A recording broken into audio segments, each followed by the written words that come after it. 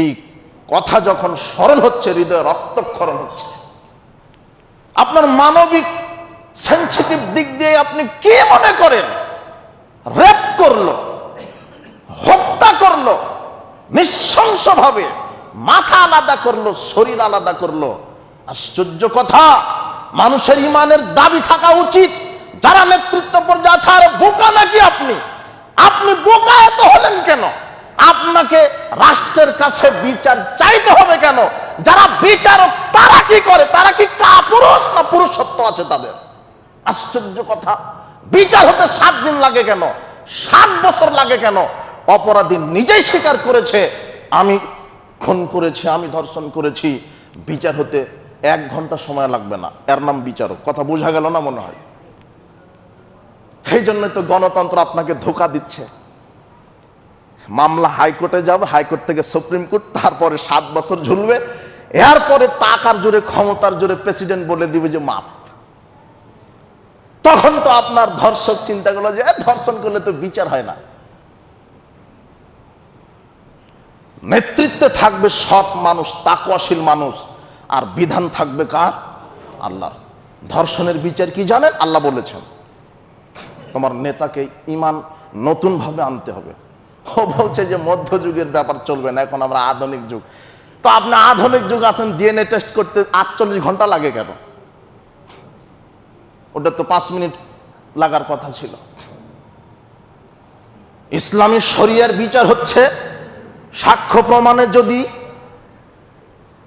প্রমাণিত হয় আসামি অপরাধী, সঙ্গে সঙ্গে তার বিচার। তিরমিজির 1454 নম্বর হাদিস, একজন নারী রাস্তা দিয়ে যাচ্ছে, একজন মানুষ তাকে ধর্ষণ করলো। একজন সাহাবী চট করে সেখানে চলে এসে বলছেন কি হয়েছে? নারী বলছে আমাকে ওই যে লোকটা চলে যাচ্ছে, ওই লোকটা আমাকে ধর্ষণ করেছে। সাহাবীগণ সেই লোকটাকে ধরে আল্লাহর নবীর কাছে নিয়ে আসলেন। মহিলাকে নিয়ে আসা হলো। রাসূল সাল্লাল্লাহু আলাইহি ওয়াসাল্লাম মহিলাকে বলে, নাই এই পুরুষ কি তোমাকে ধর্ষণ করেছে? বলে হ্যাঁ। রাসূল সাল্লাল্লাহু আলাইহি ওয়াসাল্লাম বলছে কমর পর্যন্ত গেড়ে দিয়ে রজম করে মেরে ফেলে দাও। যখন সাক্ষ্য প্রমাণে হয়ে গেছে তখন। কথা বোঝা গেল না মনে হয়? আর 7 দিন 7 বছর লাগবে না।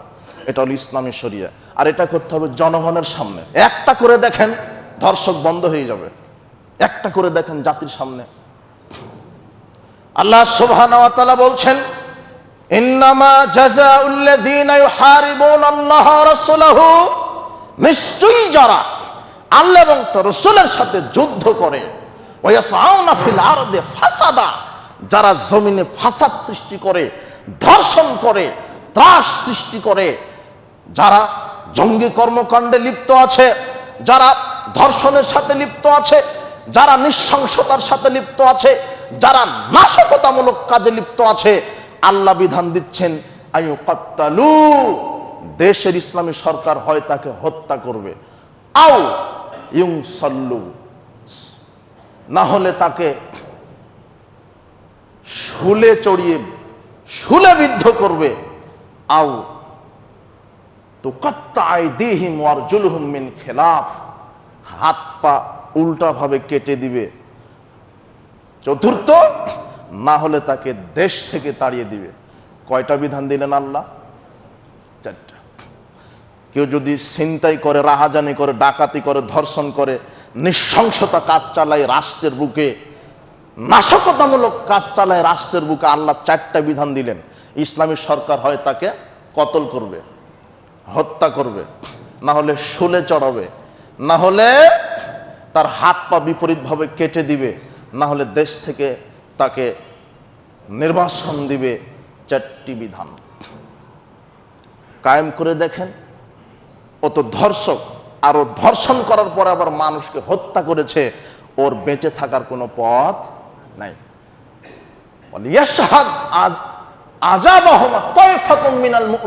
আল্লাহ বলছেন এই ধর্ষকদের যখন তোমরা বিচার করবে, মুমিনদের একটা দল যেন উপস্থিত থাকে। ফাঁকা মাঠে তাকে কমর পর্যন্ত গেড়ে দিয়ে পাথর মেরে মেরে দাও। ওই সময়তে লক্ষ মানুষের সামনে বিচার করো, রেডিও টেলিভিশনে ব্রডকাস্ট করে দাও, সবাই যেন দেখে। জেনাকার থাকবে না? থাকবে না। আপনি চান না, বলবেন যে দেশটা তো মৌলবাদ হয়ে গেল। আপনাকে আর একটা কথা বাড়িয়ে বললাম, যে এই দেশে ইসলাম প্রতিষ্ঠার সবচেয়ে বড় বাধা এক শ্রেণীর মোনাফেক নামের মুসলমানেরাই। এটা না আর একটা কথা বাড়িয়ে বললাম। যারা সরকারি বড় বড় অফিসারগুলিতে বসে আছে চেয়ারে, এরাই চায় না ইসলাম কায়েম হোক। কেন? ইসলাম কায়েম হলে তার ঘুষ খেতে পারবে না, ও তো দুর্নীতি করতে পারবে না, মদ খেতে পারবে না। কথা বোঝা গেল না? মনে হয় আমার বাংলা কথা। এরাই চায় না, অথচ মুসলমান ঘরের সন্তান, মুসলমানের বীজ দিয়ে তৈরি, কিন্তু এরাই চায় না ইসলাম কায়েম হোক। জামাত ইসলাম আসা লাগবে না। জামাত ইসলাম কাকে বলে, আওয়ামী লীগ কাকে বলে, বিএনপি কাকে বলে? ইসলাম কোনো মানুষের বিরোধিতা করে না, নেতার পরিবর্তন চায় না, ইসলাম চায় নীতির পরিবর্তন। তারেক রহমানই থাক বাংলাদেশে, আওয়ামী লীগই থাক, কোন দলের পরিবর্তন ইসলাম চায় না, নেতার পরিবর্তন চায় না, ইসলাম চায় নীতির পরিবর্তন। এবার কি কথা বুঝতে পেরেছেন? তারেক রহমানই থাক, তার আমলাতন্ত্রে যারা আছে তাদেরকে আল্লাহ ভীরু লোক যারা, তাদেরকে নিক। এ হবে মন্ত্রী, এ হবে ডিসি। যারা প্রশাসনিক ক্যাডারে আছে, অ্যাসিস্ট্যান্ট কমিশনার যারা আছে, সিনিয়র অ্যাসিস্ট্যান্ট কমিশনার যারা আছে, যারা এসিলেন্ট আছে, যারা ইওনো আছে, যারা এডিসি আছে, যারা ডিসি আছে, যারা অ্যাডিশনাল সেক্রেটারি আছে, যারা জয়েন্ট সেক্রেটারি আছে, যারা আপনার এই ক্যাবিনেট সেক্রেটারি আছে, মন্ত্রী পরিষদ যারা আছে, যারা এমপি, যারা মন্ত্রী, যারা মেম্বার, যারা চেয়ারম্যান, যারা আলেম, যারা ওলামা, যারা শিক্ষক, প্রত্যেকটা সেক্টরে তাকওয়াশীল ব্যক্তিকে নিয়োগ দেন আর আল্লাহর বিধানকে বসিয়ে দেখেন, একদিনে বাংলাদেশ থেকে ধর্ষণ, চুরি, গাঁজা সব বন্ধ হয়ে যাবে ইনশাল্লাহ। কিন্তু বসে আছে, তাদের ভিতরে তাকওয়া নাই, ইসলামের জ্ঞানই নাই। মানবাধিকার ফিরে পাবে কিভাবে? নিরাপত্তা কোথায়? আপনার সম্পদের নিরাপত্তা কোথায়? আপনার মেয়ের নিরাপত্তা কোথায়? আপনার স্ত্রীর নিরাপত্তা কোথায়? আপনার ইজ্জতের নিরাপত্তা কোথায়? আল্লাহ সুবহানাহু ওয়া তাআলা বলছেন আমার বিধান মেনে চলো। আল্লাহ বলছেন মুহাম্মদ সাল্লাল্লাহু আলাইহি ওয়াসাল্লাম, আপনি প্রেসিডেন্ট হয়েছেন, আপনি বাহির করেন। সূরা মায়েদা 42, 49 এই আয়াতগুলি বাহির করেন। 33, 44, 45, 47 এই আয়াতগুলি পড়েন। আল্লাহ বলছেন মুহাম্মদ ইন হাকামতা, যখন তুমি বিচার করবে, ফাহকুম বাইনাহুম বিল কিসত, ন্যায় বিচার করবে। কি বিচার? ন্যায় বিচার। ওয়ানিহকুম বাইনাহুম বিমা আনজালাল্লাহ, যখন তুমি বিচার কার্য করতে বসবে আল্লাহর বিধান দ্বারা বিচার করবে। কার বিধান দিয়ে? যেই দেশে 90-95% মুসলমান, সেই দেশে আমি ইসলামের বিধানের কথা বলতে পারি না। কোন দেশে আমি বলবো? আমি কি আমেরিকাতে গিয়ে বলবো? আমি কি হিন্দুস্তানে গিয়ে বলবো? এটা তো মুসলমানের দেশ। এই দেশে আমি বলবো আমি আল্লাহর বিধান চাই। যেই মুসলমান ঘরের সন্তান হওয়ার পরেও আল্লাহর বিধান চায় না, আপনার কাছে প্রশ্ন, আজকে ঘুমানোর আগে চিন্তা করবেন ও মুসলমান না মুনাফিক না কাফের? যে মুসলমান চায় না আল্লাহর বিধান, ও মুসলমান না মুনাফিক না কাফের না ফাসিক না জালেম? এটা আপনার কাছে প্রশ্ন থাকলো, সে কি? মুসলমান হওয়ার পরও যে আল্লাহর বিধান চায় না, মুসলমান হওয়ার পরও যে আল্লাহর বিধানকে ঘৃণা করে, মুসলমান হওয়ার পরও যারা ইসলামকে বলে মধ্যযুগীয়, আপনার কাছে জাতির কাছে আমার প্রশ্ন থাকলো, মুসলমান না মুনাফিক না কাফের না ফাসিক না জালেম? আপনি বাহির করেন। আশ্চর্য কথা, আপনি মাত্র এই যে আপনার মোড়লপাড়া মসজিদে 100 জন মানুষ সালাত আদায় করবে, একটা ইমামকে নিয়োগ করেন আপনি, কত ইন্টারভিউ আপনার। ইমাম সাহেবের দিনদারিটা ঠিক আছে কিনা, 5 ওয়াক্ত সালাত আদায় করে কিনা, কোরআন তেলাওয়াত শুদ্ধ কিনা, বক্তৃতা ভালো দিতে পারে কিনা, এটা ইন্টারভিউ নেন না আপনি? সার্টিফিকেট আছে কিনা, দাওরা কামেল পাস কিনা, মাদানি কিনা, কত ইন্টারভিউ। মাত্র 100 জন লোকের ইমামতি করবে না? এই 100 জন লোকের ইমাম নিতে এত ইন্টারভিউ। এর একজন এমপি মন্ত্রী নির্বাচিত হয় লক্ষ লোকের জন্য। কিন্তু বাংলাদেশের এই জাতি, এরা নির্বাচনই করলো না আমি যাকে এমপি করছি ও নামাজ পড়ে কিনা, ওর মুখে দাঁড়িয়ে আছে কিনা, লুচ্চা কিনা, বদমাশ কিনা, সুদখোর কিনা, মদখোর কিনা, গাঁজাখোর কিনা, দুর্নীতিবাজ কিনা, জাতি এখনো নির্ণয় করেনি। সেই জাতির নেতা হবে কেমন? রাসূল সাল্লাল্লাহু আলাইহি ওয়াসাল্লামের একটা হাদিসের ভাষাতে বোঝা যায়, যেই দেশের জনগণ যেমন নেতা হবে তেমন। যেই দেশের জনগণ যেমন নেতা হবে তেমন। আল্লাহর নবী বলছেন সাল্লাল্লাহু সিরারাহা আলা খিয়ারিহা, আল্লাহ রাসূল বলছেন যে অযোগ্য লোকদেরকে যোগ্য লোকের উপরে নেতৃত্ব দিবে। অযোগ্যরা কাদের উপরে নেতৃত্ব দিবে? যোগ্য লোকদের উপরে। আপনি কি ডিসি কাকে বলে জানেন কি? ডিসি, তিনি একটা জেলার প্রশাসনিক ক্যাডার প্রধান, ডিসি। এই ছেলেরা তোমরা জেনে নিও যে প্রশাসনিক কার ক্ষমতা কত, এডিসির কত, ডিসির কত, ইওনোর কত, এসিল্যান্টের ক্ষমতা কত, যারা জয়েন্ট সেক্রেটারি আছে তাদের ক্ষমতা কি, যারা অ্যাডিশনাল সেক্রেটারি আছে তাদের ক্ষমতা কি, যারা ডেপুটি সেক্রেটারি আছে তাদের ক্ষমতা কি, জেনে নিও। ডিসি মানে একটা জেলার একটা প্রধান। এই ডিসিটা উঠা বসা করে ওই এসএসসি পাশের একটা মন্ত্রীর কথাতে। কথা বোঝা গেল না? মনে কথা, আমার কথা কি বাংলা কথা কি বুঝতে পারে? ডিসি কার তত্ত্বাবধানে চলছে? একটা এমপির কথাতে চলছে, ওটা আমার লোক। তখন DC sir sir sir sir sir sir sir sir sir sir, মানে 1 মিনিটে যে কয়বার স্যার বলে আপনি শুধু দেখলে বুঝতে পারবেন। অথচ এসেছে 5 বছরের জন্য। কথা বোঝা গেল না? মনে হয় কথা। মসজিদ করেছেন 10 তলা, মসজিদের সভাপতি বেনামাজি এনেছেন, মাদানিকে দিয়ে খুতবা দিচ্ছেন। ওই বেনামাজি সভাপতি মাদানিকে পরিচালনা করে। কথা বোঝা গেল না কথা। মাদ্রাসা করেছেন বিশাল বড়, 5,000 10,000 ছাত্র পড়ে। মাদ্রাসার প্রিন্সিপালকে ছাড়া 5 পাসের একটা সভাপতি, যে জর্দা খায়, যে দাড়ি চাচে। আল্লাহর নবীর এই হাদিসটা আপনি কি দিয়ে বুঝবেন যে অযোগ্য লোক যোগ্য লোকদেরকে চালাবে? এখন দেখেন বাস্তবতা, দেখেন যোগ্য চেয়ারে বসে আছে অযোগ্যরা, যাদের ইমানের চেতনা নাই, ইসলামের চেতনা নাই। আল্লাহ তুমি জাতিকে রক্ষা করো, আমিন। কোরআন হাদিস বোঝার তৌফিক দান করো। বলছিলাম যে মানুষের বিধান বাদ দিয়ে যতক্ষণ না আল্লাহর বিধান প্রতিষ্ঠা না করা হবে, পুলিশ দিয়ে, রাত দিয়ে, আর্মি দিয়ে, বিডিআর দিয়ে একটা দেশ থেকে চুরি, ডাকাতি, জেনা, ধর্ষণ, মদ এগুলি বন্ধ করা যাবে না। আল্লাহ তুমি তোমার বিধান অনুযায়ী চলার তৌফিক দান করো। হৃদয় ভারাক্রান্ত হৃদয়ে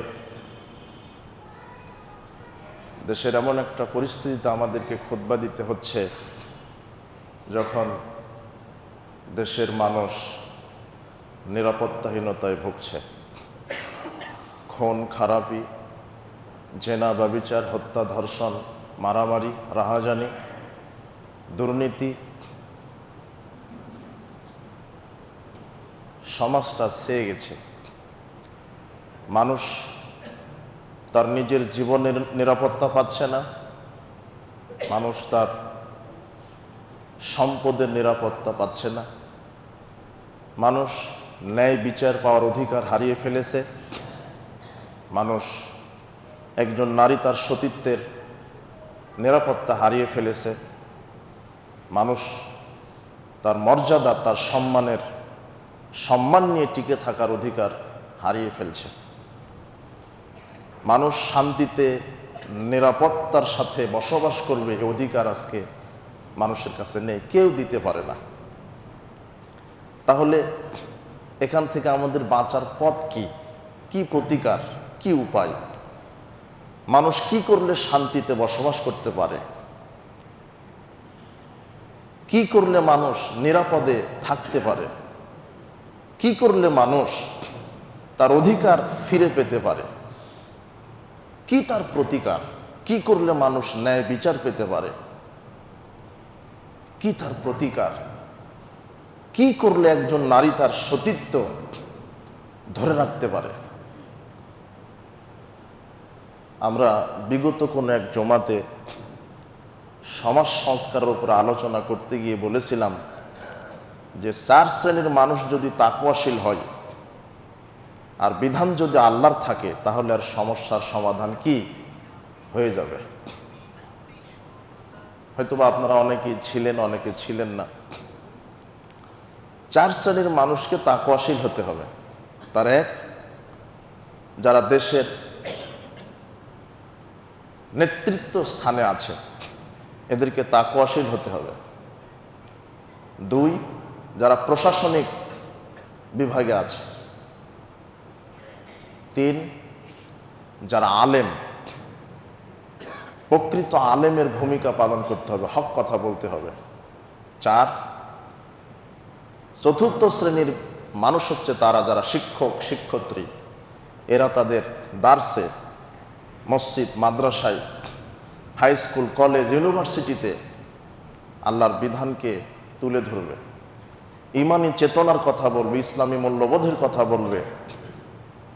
এই 4 শ্রেণীর মানুষ যদি তাকওয়াশীল হয় আর সংবিধান যদি আল্লাহর হয়, তাহলে মানুষ তার জাগতিক নিরাপত্তা ফিরে পাবে ইনশাআল্লাহ। কিন্তু এই 4 শ্রেণীর মানুষের ভিতরে গলদ ঢুকে গেছে। তাকওয়াশীল মানুষ আজকে নাই। যারা নেতৃত্ব পর্যায়ে আছে অধিকাংশ ক্ষেত্রেই ফাসেকের ভূমিকা পালন করছে, কেউ মুনাফিকের ভূমিকায়, কেউ জালেমের ভূমিকায়, কেউ কাফেরের ভূমিকায়, কেউ বা নাস্তিক্যবাদীর ভূমিকায় এরা দেশের নেতৃত্ব দিচ্ছে। আল্লাহ তুমি এদেরকে হেদায়েত দান করো।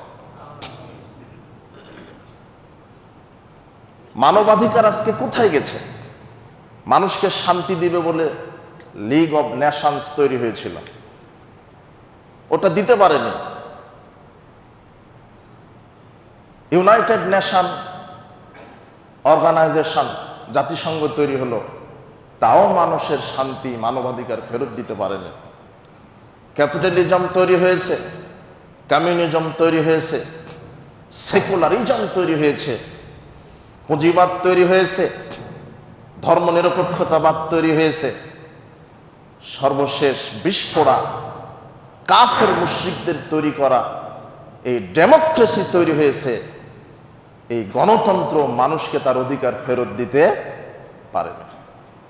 গণতন্ত্র একটা ধোঁকাতন্ত্র, গণতন্ত্র একটা মিথ্যাতন্ত্র, গণতন্ত্র একটা জাহেলি তন্ত্র, গণতন্ত্র একটা প্রতারণা তন্ত্র।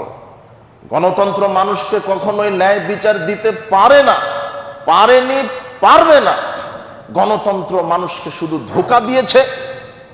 গণতন্ত্র মানুষকে মিথ্যা প্রতিশ্রুতি দিতে পারে। গণতন্ত্র মানুষের অধিকার রক্ষার বদলে হরণ করতে পারে। কেন?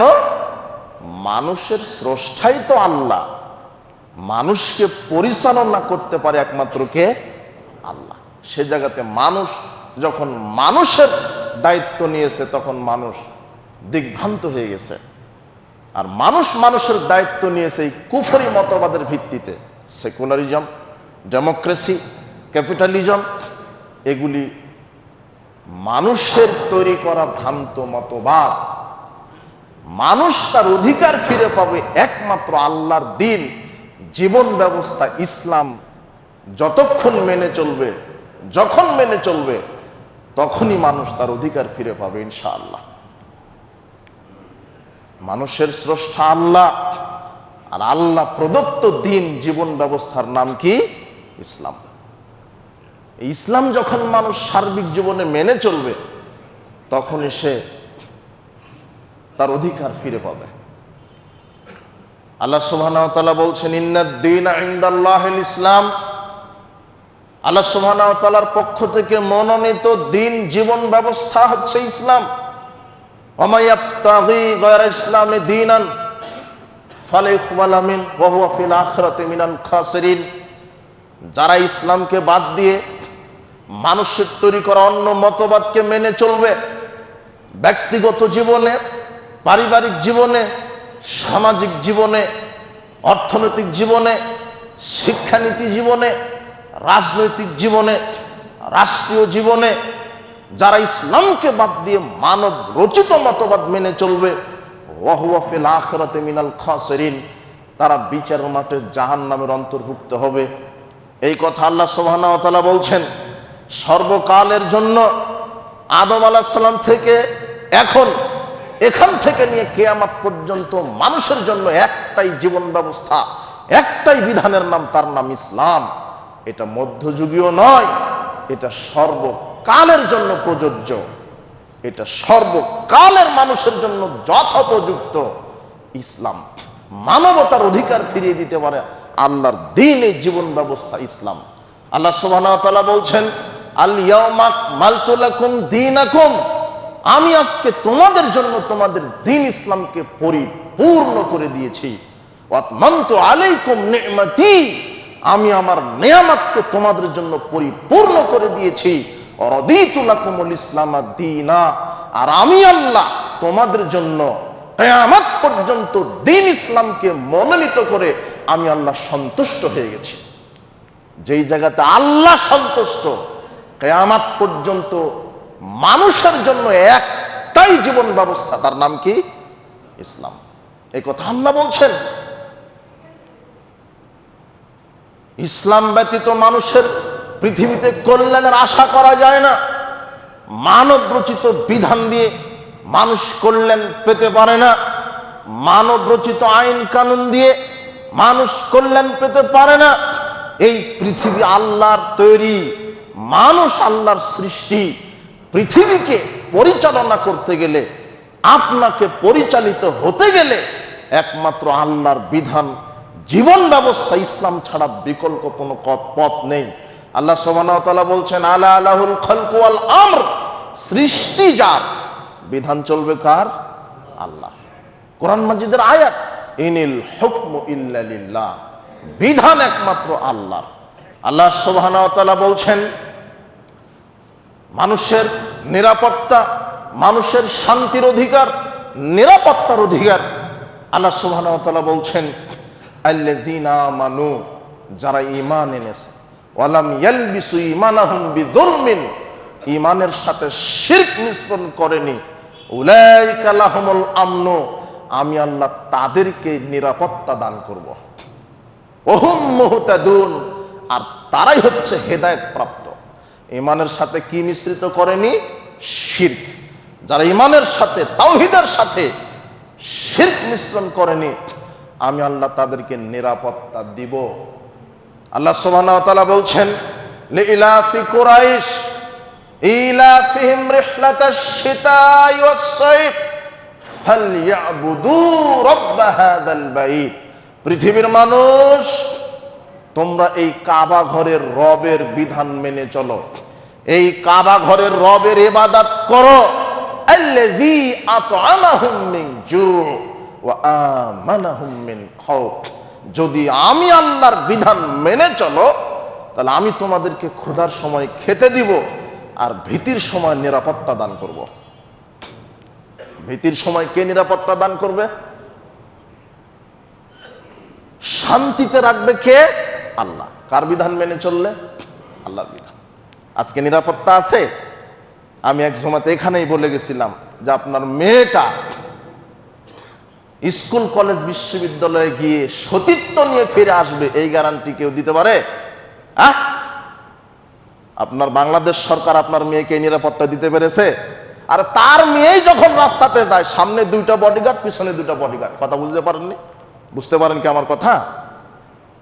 নেতা নেত্রীর ওদেরই নিরাপত্তা নেই। একজনের মেয়ে ধর্ষণ হচ্ছে, তো নেতার মেয়ে নাই, নেতাকে মনে করতে হবে যেটা আমারই মেয়ে ধর্ষণ হলো।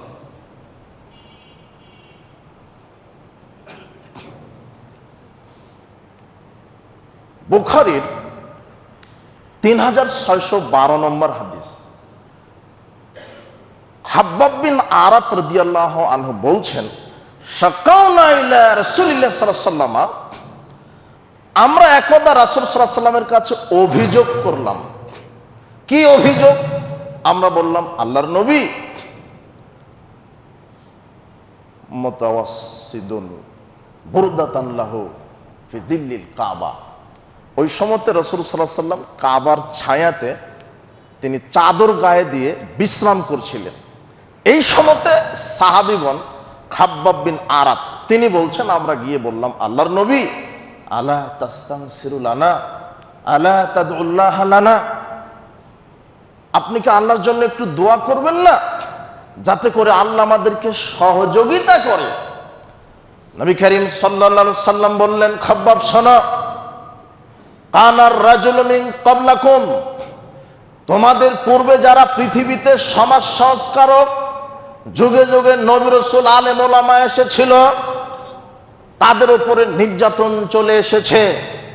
এমন নির্যাতন, ইগফারু লাহু ফিল আরদ, যারা আল্লাহর বিধানের কথা বলতো, রাষ্ট্রশক্তি তাদেরকে ধরে বুক পর্যন্ত মাটিতে পুঁতে দিত। ফায়ুজাউ আলা বিল মিনসার, করাত আনা হতো, মাটিতে বুক পর্যন্ত নবীদেরকে গেড়ে দেওয়া হতো, করাত আনা হতো। ফায়ুজাউ আলা রাসিহি, করাতটা মাথার উপরে রেখে দেওয়া হতো। ফায়ুশাক্কু বিসনাতাইন, সমাজ সংস্কারক যারা ছিলেন, আলেম ওলামা, নবী রাসূল, তাদেরকে চিরে দ্বিখণ্ডিত করে ফেলা হয়েছে। মা ইয়াসুদ্দু যালিকান দীনি, এত কষ্ট দেওয়ার পরেও কোন আলেম ওলামা, কোন নবী রাসূল আল্লাহর দিন থেকে সরে যায়নি, আল্লাহর বিধানের উপরেই ছিল। নবী কারীম সাল্লাল্লাহু আলাইহি ওয়াসাল্লাম বলছেন, লোহার চিরুনি দিয়ে শরীর থেকে গোশত, হাড্ডি, শিরা, উপশিরা আলাদা করে ফেলা হয়েছে, এত কঠিন ভাবে শাস্তি দেওয়া হয়েছে, তারপরও নবী রাসূল, আলেম ওলামা দিন থেকে সরেনি।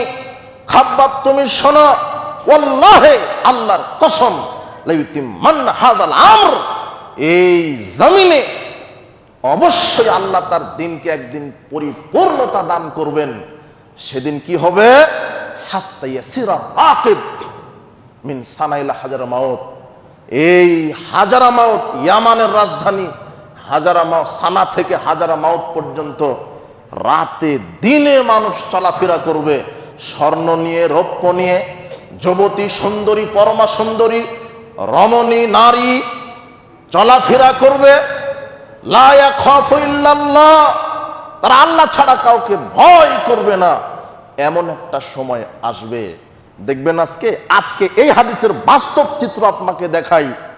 প্রতি বছর, প্রতি মাস, প্রতি সপ্তাহ, প্রতিদিন ওই সানা থেকে, হাজারামাউত থেকে, ইয়ামান থেকে, জেদ্দা থেকে, মদিনা থেকে, তায়েফ থেকে, মুজদালিফা থেকে হাজার হাজার সুন্দরী রমণী নারী কাবা ঘর তওয়াফ করে একাকী এসে, একেবারে সূর্যের আলো ফেল, একেবারে চন্দ্রের সৌন্দর্যতা ফেল, টকবগে যুবতী নারী, একেবারে ডানা কাটা পরীর মতো যুবতী নারী কাবা ঘর তওয়াফ করছে। আশ্চর্য, আর একটা কথা আপনাকে বাড়াই, আরাফার পরের রাত্রি হলো মুজদালিফার রাত। কিসের রাত? মুজদালিফায়। যারা হজ করতে গেছেন তারা দেখেছেন, মুজদালিফায় একেবারে মরুভূমি, না ওপরে তাবু আছে, না ছামিয়ানা আছে, নাকি প্রাচীর আছে, নাকি দেওয়াল আছে, হাজারো লক্ষ নারী পুরুষ ওই বালির উপরে শুয়ে আছে, হাজারো লক্ষ নারী পুরুষ বালির উপরে শুয়ে আছে, দিন রাত তওয়াফ করে চলে যাচ্ছে নারীরা। আজ পর্যন্ত কি এই ইতিহাস আপনারা পেয়েছেন যে কাবা ঘরে, মুজদালিফায়, সাফা মারওয়ায় কোন একটা নারী ধর্ষিত হয়েছে? বোঝা গেল না মনে হয় আমার কথা? কোন একটা নারীকে হাইজ্যাক করা হয়েছে? কেন হয়নি? ইচ্ছে করলেই তো রেপ করা যায়। মুজদালিফায় আপনি গেছেন কিনা, রাত কাটিয়েছেন কিনা, একেবারে এখানে নারী শুয়ে আছে, এখানেই পুরুষ, কেউ কাউকে চিনে না, দেখেনি কোনোদিন, একেবারে টকবগে সুন্দরী নারী, একেবারে ডানা কাটা পরি শুয়ে আছে, কিন্তু ওখানে টাচ করার সুযোগ নাই। ওকে ধর্ষণ করবে, রেপ করবে, ওকে ওই ছিনিয়ে নিয়ে যাবে, এই ক্ষমতা নাই। কেন নাই বলেন তো? ওদের সংসদে কার বিধান কায়েম আছে? বুঝেন না নাকি আপনারা? ভাত খান তো।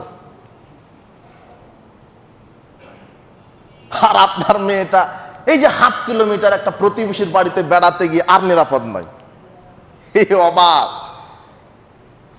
এটা হলো কার বিধান? আল্লাহ বলছেন, ফালইয়াবুদু, তোমরা আমার ইবাদত করো, ওয়া আমানাহুম মিন খাউফ, আমি তোমাদেরকে ভীতির সময়তে আমি আল্লাহ নিরাপত্তা দান করব। কথা বুঝেছেন? এই কথা আমি বলে গেছিলাম গত কোনো জুমাতেই, যে সংসদে যদি কার বিধান বসানো হয়? আল্লাহ বিধান। মানুষের বিধান দিয়ে বিচার হবে না। অবাক কথা, অপরাধী 7 বছর বয়সের একটা বাচ্চাকে, যারা নেতৃত্ব পর্যায়ে আছে, আল্লাহ আমরা তোমার কাছে দোয়া রাখি, এদেরকে ইসলাম বোঝার তৌফিক দান করো, এদেরকে তুমি হেদায়েত দান করো, তোমার বিধান অনুযায়ী রাষ্ট্র চালানোর এদেরকে আল্লাহ তুমি তৌফিক দান করো। সংক্ষেপে আপনার সাথে কথা, ঈদায়েন, ঈদের সালাত, ঈদুল আজহা আসছে। আমরা ঈদুল আজহার ঈদের সালাতের প্রস্তুতি নিব। আর 10 জিলহজ বড় দিন, সবচেয়ে বড় দিন, পৃথিবীর শ্রেষ্ঠ দিন 10 জিলহজ, কুরবানির দিন, যেটাকে আল্লাহ নবী বলছেন হাজ্জুল আকবার, বড় হজ। বড় হজের দিন কুরবানির দিন। সারা পৃথিবীর 365টা দিনের মধ্যে কোন দিন সবচেয়ে বড়? কুরবানির দিন, 10 জিলহজ। কুরবানি করবেন। আল্লাহ বলছেন ফাসাল্লি লিরাব্বিক, তারপরে কি? ওয়ানহার, তোমার প্রতিপালকের জন্য সালাত আদায় করো, এরপরে কুরবানি করো। আগে সালাত না আগে কুরবানি?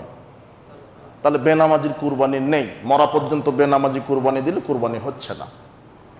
এটা আল্লাহ নিজে বলছেন, আমার ফতোয়া নয়। এই ফতোয়া দিতে মদিনা বিশ্ববিদ্যালয়ে পাশ করা লাগবে না। এই সূরাটা জানলেই হবে, আর ইসলামের একটু বুঝ থাকলেই হবে। আল্লাহ বলছেন ফাসাল্লি লিরাব্বিক, তুমি তোমার প্রতিপালকের জন্য আগে সালাত, তারপরে কি? তো সালাতই নাই, তো আপনি 12 লক্ষ টাকা দিয়ে গরু কিনতে যাচ্ছেন কেন? কথা বোঝা গেল না মনে হয় আমার কথা? তো কুরবানি, আর যে কোনো ইবাদতের পূর্বে হালাল রুজি। ঘুষের টাকাতে উট কিনে কুরবানি দিলে কুরবানি কবুল হবে না, হালাল টাকা থাকতে হবে। এটা কুরবানি। কুরবানির খুব গুরুত্ব বহন করে। কুরবানির উদ্দেশ্য কি? তাকওয়া। লা ইয়ানালাল্লাহু লুহুমুহা ওয়ালা দিমাউহা, আল্লাহ বলছেন আমার কাছে এর গোশত পৌঁছায় না, রক্ত পৌঁছায় না, ওয়ালাকিন ইয়ানালুত তাকওয়া মিনকুম, তোমাদের তাকওয়া পৌঁছায়। কে কত আমাকে ভয় করে আমার তাওহীদের স্বীকৃতি দিচ্ছ, আমার তাওহীদের উপরে স্বীকৃতি দিয়ে তোমরা কুরবানি করো, তোমাদের তাকওয়া পৌঁছাবে। কুরবানি অনেক নেকির কাজ, কুরবানি করবেন। যারা সামর্থ্যবান আছেন তাদের কুরবানি করবেন, এটা গুরুত্বপূর্ণ সুন্নাত। এরপরে ঈদের দিনে আমাদের করণীয় আছে। ঈদের দিনে গোসল করবেন, গোসল করা মুস্তাহাব। সাহাবীগণ গোসল করতেন, গোসল করবেন। রাসূল সাল্লাল্লাহু আলাইহি ওয়াসাল্লাম ঈদের দিনে বিশেষ পোশাক পরতেন। সারা বছর পরেছেন, কিন্তু ঈদের দিনে বিশেষ পোশাক, যাতে মনে হয় যে ঈদের দিন। কথা বোঝা গেল না মনে হয়? অনেক লোক আছে গেঞ্জি গায়ে দিয়ে টুপি পরে চলে যায়। জুমার দিনেও আছে অনেক মানুষ গেঞ্জি গায়ে দিয়ে এসেছে। জি না, ইসলামের একটা লেবাস আছে, সময় সংকীর্ণ আমি আপনাকে বলতে পারছি না। সুন্দর পোশাক পরে আসবেন, মনে হয় যেন ঈদের দিন। মনে হয় কেন? তো ঈদেরই দিন, তাহলে সুন্দর পোশাক পরবেন। 3 নম্বর সুন্নাত হচ্ছে ঈদের দিনে, ঈদুল ফিতরের দিনে আল্লাহ রাসূল খেজুর না খেয়ে যেতেন না। 1টা হোক, 5টা হোক, 3টা হোক, বেজুর খেজুর খেয়ে যাওয়া সুন্নাত। বুখারীতে এসেছে ইয়াকুলহুন্না বিতরান, তিনি বেজুর খেজুর খেয়ে ঈদুল ফিতরের দিন যেতেন, মানে না খেয়ে যেতেন না। আর ঈদুল আজহার দিনের সুন্নাত হচ্ছে তিনি সালাত আদায় না করে কিছু খেতেন না। 3টা হাদিসে পরপর এসেছে, তিনি সালাত আদায় না করে খেতেন না, কুরবানির আগে খেতেন না। ইয়াকুলু মিন আজহিয়াতিহি, আরেকটা হাদিসে আসছে তিনি কুরবানির গোশত দিয়ে ইফতার করতেন। সুবহানাল্লাহ। এরপরে কি? রাসূল সাল্লাল্লাহু আলাইহি ওয়াসাল্লাম আরেকটি সুন্নাত ঈদের দিন, রাসূল সাল্লাল্লাহু আলাইহি ওয়াসাল্লাম যেই রাস্তা দিয়ে যেতেন, যাওয়ার সময় এক রাস্তা, আসার সময় আরেক রাস্তা ব্যবহার করতেন। এটা একটা সুন্নাত। 6 নম্বর সুন্নাত ঈদের পায়ে হেঁটে যাওয়া সুন্নাত। কি দেখলেন যে ঈদের মাঠ 1-1.5-2 কিলোমিটার পায়ে হেঁটে যাওয়া সম্ভব। 10 কিলোমিটার তাহলে তো আর হয়তো বা সম্ভব হচ্ছে না, সেটা ব্যতিক্রম, আপনি গাড়ি নিয়ে যান। কিন্তু দেখতে পাচ্ছেন আপনার জন্য সম্ভব, তাহলে কি হেঁটে যাবেন? পায়ে হেঁটে যাওয়া সুন্নাত। রাসূল সাল্লাল্লাহু আলাইহি ওয়াসাল্লাম পায়ে হেঁটে পরিবারকে নিয়ে যেতেন, জামাইকে নিয়ে যেতেন, নাতি হাসান হুসানকে নিয়ে যেতেন, চাচাকে নিয়ে যেতেন, চাচাতো ভাইকে নিয়ে যেতেন, গোলাম যারা তাদেরকে নিয়ে যেতেন, পায়ে হেঁটে নিয়ে যেতেন। আর যাওয়ার সময় 7 নম্বর সুন্নাত হচ্ছে তাকবীর পাঠ করবেন বেশি বেশি। আল্লাহু আকবার, আল্লাহু আকবার, লা ইলাহা ইল্লাল্লাহ, আল্লাহু আকবার, আল্লাহু আকবার ওয়া লিল্লাহিল হামদ। এবার বলতেই থাকবেন। রাসূল সাল্লাল্লাহু আলাইহি ওয়াসাল্লাম সালাত শেষ করা পর্যন্ত বলতেই থাকতেন ঈদুল ফিতরের দিন। আর ঈদুল আজহার তাকবীর কি? ওই যে যেদিন চাঁদ উঠেছে সেদিন থেকে নিয়ে 13 জিলহজ পর্যন্ত একেবারে যত পড়তে পারেন, এটা আম। আর খাস সাহাবীগণ বেশি বেশি করতেন 9 জিলহজ ফজরের সালাত থেকে 13 জিলহজ আসর সালাত পর্যন্ত। প্রত্যেক সালাতের পরে হাটে বাজারে জোরে জোরে তাকবীর পাঠ করতেন, তাহলিল করতেন। লা ইলাহা ইল্লাল্লাহ, আল্লাহু আকবার, আল্লাহু আকবার, লা ইলাহা ইল্লাল্লাহ, আল্লাহু আকবার, আল্লাহু আকবার ওয়া লিল্লাহিল হামদ। এইভাবে তিনি তাকবীর পাঠ করতেন। এটা ঈদুল আজহার তাকবীর। কাজে আপনারা তাকবীর পাঠ করবেন। ঈদের সালাত শেষে আপনারা কুশল বিনিময় করবেন, কোলাকুলি নয়। সালাম দিবেন, অথবা সাহাবীগণ দোয়া বলতেন, আল্লাহুম্মা তাকাব্বাল আল্লাহু মিন্না ওয়া মিনকুম, তোমাদের আমাদের সবার ঈমান আমল আল্লাহ কবুল করুন, আমিন। এভাবে তারা কুশল বিনিময় করতেন। সালাত শেষ, কুরবানির প্রস্তুতি নেবেন। কুরবানি করার পদ্ধতি, দক্ষিণ দিকে মাথা দিয়ে দিবেন, আপনার পশু বাম দিকে কাত করবেন, চোয়ালের উপরে ডান পা দিতে পারেন, বিসমিল্লাহ আল্লাহু আকবার বলে জবহ করলেন। জবহ শেষ, কোঠা বাসা শুরু। কোঠা বাসা করে কোরবানির গোশত যারা কষায় এদেরকে গোশত থেকে দেওয়া যাবে না, নির্দিষ্ট মূল্যে টাকা দিয়ে দিবেন। কি দিয়ে দিবেন? টাকা, গোশত থেকে দেওয়া যাবে না। এরপরে কোটা বাসা শেষ, গোশত বন্টন করবেন। আল্লাহ বলছেন ফাকুলু মিনহা ওয়াতইমুল বাইসাল ফাকির, তুমি খাও, দুস্থ গরিব ফকির মিসকিনকে দাও। কোরবানির গোশত কিভাবে বন্টন করবেন? এক ভাগ নিজের জন্য রেখে দেন, এক ভাগ যারা প্রতিবেশী কোরবানি দিতে পারেনি মিসকিন এদেরকে দিবেন, আর আরেক ভাগ যারা দূর থেকে এসেছে সায়েল ভিক্ষুক, কথা বোঝা গেল না মনে হয়? 3 ভাগে ভাগ করা ভালো। এক ভাগ নিজের জন্য, এক ভাগ যারা প্রতিবেশী কোরবানি দিতে পারেন তাদেরকে দেন, আর আরেক ভাগ রাখেন যারা সায়েল ভিক্ষুক দূর থেকে যারা এসেছে তাদেরকে দেন। এভাবে দিতে থাকেন, দিতে থাকেন। রাসূল সাল্লাল্লাহু আলাইহি ওয়াসাল্লাম বলছেন, শোনো, বিগত বছরে তোমাদেরকে কুরবানির গোশত জমা করতে নিষেধ করেছিলাম, কেন মানুষ দুর্ভিক্ষের ভিতরে ছিল। এবারে তোমরা খাও, জমা করে রাখো, 1 বছর ভরে জমা করেন, কোনো সমস্যা নেই। তবে আপনি পরিস্থিতি অনুযায়ী, প্রয়োজন অনুযায়ী দেন। ভিক্ষুক যারা প্রতিবেশীদেরকে দিতে থাকেন, কার্পণ্য করবেন না, তাহলে কুরবানি হবে না। কার্পণ্য যেন না আসে, দিতে থাকেন, নিজে খান, জমা করে রাখেন, ফকির মিসকিনকে দেন, ওটা তাদের হক। এরপরে কুরবানি প্রত্যেক পরিবারের জন্য একটি পশু যথেষ্ট। সামর্থ্য আছে 2টা 3টা 5টা দেন, কিন্তু পরিবারের পক্ষ থেকে একটি পশু যথেষ্ট, এটা রাসূল সাল্লাল্লাহু আলাইহি ওয়াসাল্লাম বলেন। অযথা ভেজালে যায়েন না, 7 ভাগে যায়েন না, ওটা সমস্যা হবে। সফরের হাদিস, এ নিয়ে ইখতিলাফ আছে, আল্লাহ আমাদেরকে উত্তমটা করার তৌফিক দান করুন। যারা বলছে 7 ভাগে জায়েজ, ওরা আবার শেষে ছোট্ট করে বলে যে একাকি দেওয়াই উত্তম, বলে না? তা আপনি বাজারে গেছেন, পচা মাছ কিনবেন না টাটকা মাছ কিনবেন? তো এতে খুব ভালো, আর এটাতে কি হচ্ছে? তাও 7 জনে দিচ্ছেন, 5 জনই বেনামাজি, কারো ঘুষের টাকা সুদের টাকা, ভেজাল লেগে গেছেন, পা নিয়ে তারপরে কলিজা নিয়ে মারামারি, কি অবস্থা! কি তাকওয়া আপনার পাইলে চলে যাবে কোথায়? এই জন্য পরিবারের পক্ষ থেকে একটা দেন।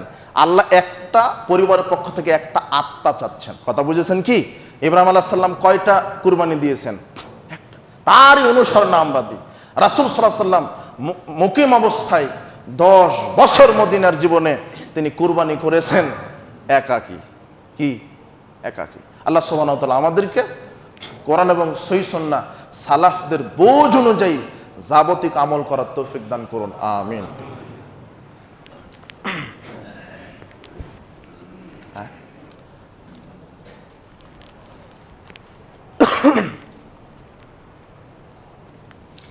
আলহামদুলিল্লাহি ওয়াহদা ওয়াসসালাতু ওয়াসসালামু আলা মান লা নাবিয়্যা বা'দা। আল্লাহুম্মা সাল্লি আলা মুহাম্মাদ ওয়া আলা আলি মুহাম্মাদ কামা সাল্লাইতা